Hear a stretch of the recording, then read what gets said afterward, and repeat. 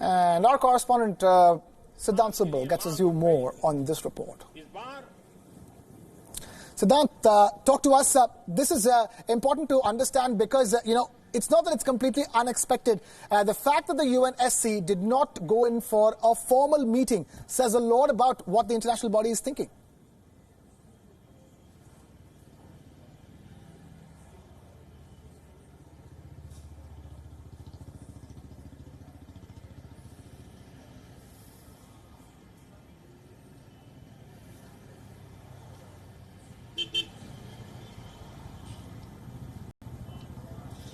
Well, Krishna, the view from New Delhi is that Islamabad wants to internationalize the issue, and since 5th of August, the day when the Indian government first announced that they are going to remove the special status, the special semi-autonomous status for the state of Jammu and Kashmir, Pakistan was reaching out to international capitals. The Pakistani foreign minister went to Beijing. He is, even as we speak, he has been dialing world capitals. We know that just in last 24 hours, he has called the foreign minister of Spain, the foreign minister of South Africa, the foreign minister of Equatorial Guinea.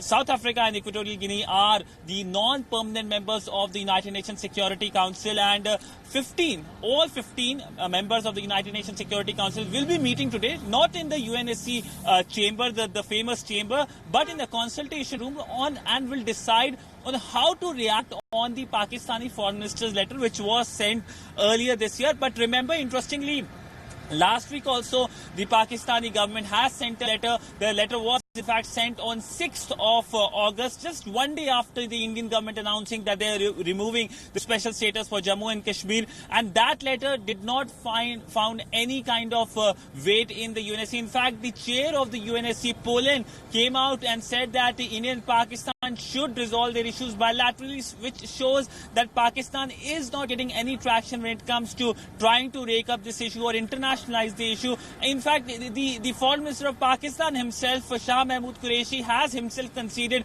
that when it comes to UNSC, nobody is waiting there with a garland of flowers, and he has lashed out at Muslim countries as well, saying that the Muslim countries are not expected to stand given the fact there are huge investments in India. But even as we speak, in 1 hour's time, the meeting is going to take place, the consultation meeting is going to take place, and they're going to decide on how to react on it. What Pakistan basically wants is an emergency session of the United Nations Security Council, as it used to happen in 1970s. But this is not 1970s. This is a new India, an India which has a weight in the entire global international community. And when you compare New Delhi with a terrorist sponsoring country like Pakistan, obviously New Delhi will get weight. And if we look at the permanent 5 members of the UNSC as well, whether it's Russia, US, France, Britain, they're going to completely back New Delhi.